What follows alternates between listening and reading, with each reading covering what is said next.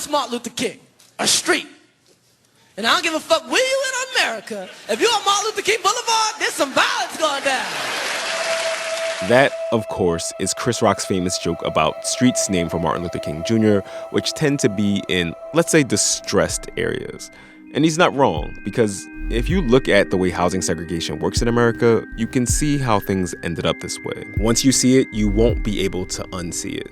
Okay, let's look at MLK Boulevard in Baltimore. I want to show you how to see housing segregation in schools, in health, in family wealth, in policing. But first, an explanatory comma.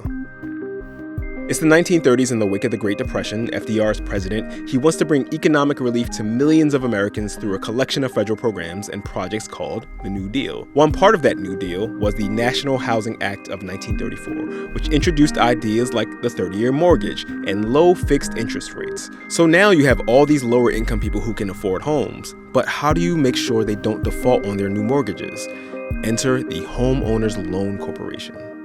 The HOLC created residential security maps, and these maps, they're where the term redlining comes from. Green meant best area, best people, aka businessmen. Blue meant good people, like white-collar families.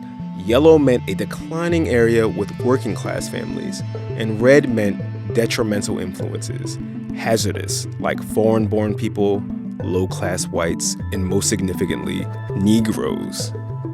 Again and again on these HOLC maps, one of the most consistent criteria for redline neighborhoods is the presence of Black and brown people.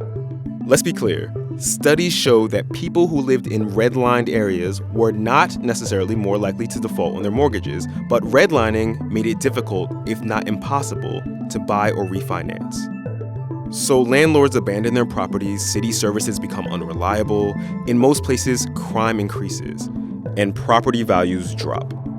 All of these conditions fester for 30 years as white people flee to the brand new suburbs popping up all over the country.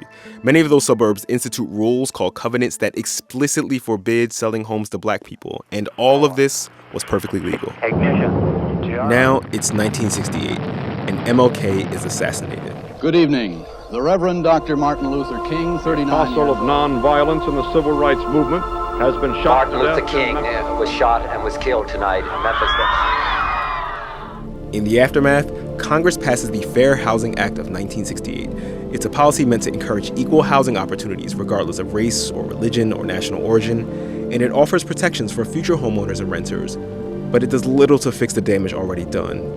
Over the next 50 years, the Fair Housing Act is rarely enforced. So you can still see housing segregation and its effects in Baltimore and often along any MLK Boulevard in any U.S. city, like its effects on wealth. So home ownership is the major way Americans create wealth, right? Well, discrimination in housing is the major reason that Black families, up and down the income scale, have a tiny fraction of the family wealth that white families do, even white families with less education and lower incomes.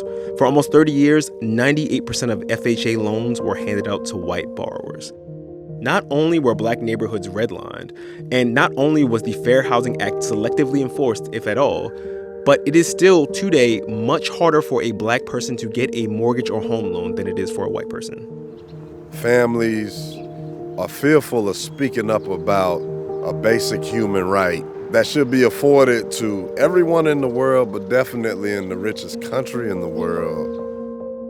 And housing segregation in schools.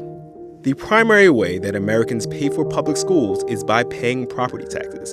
People who live in more valuable homes have better funded local schools, better paid teachers, better school facilities, and more resources.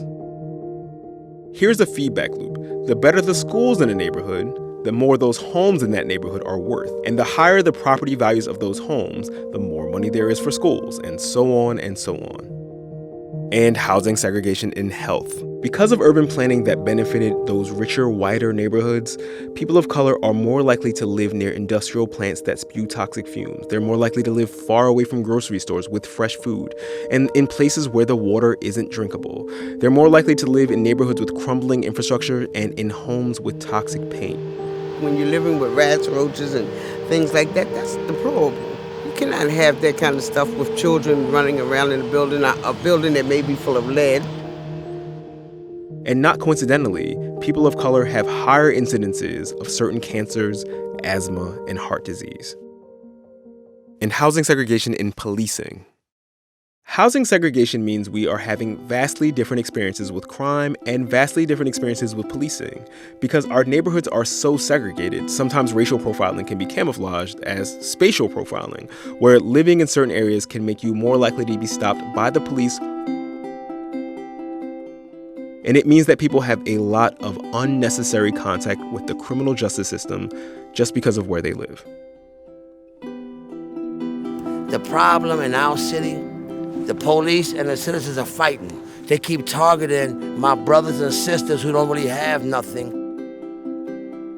And that heavy, aggressive kind of policing that you see in black neighborhoods in particular makes people feel like they can't trust the police. And when people don't trust the police, crimes go unsolved, and people have to find other ways to keep themselves safe. But of course, it's not just Baltimore, because housing segregation and discrimination fundamentally shape the lives of people in nearly every major American city. It really is in everything. To hear more about how race shapes American life, visit npr.org/codeswitch. I'm Gene Demby. Be easy.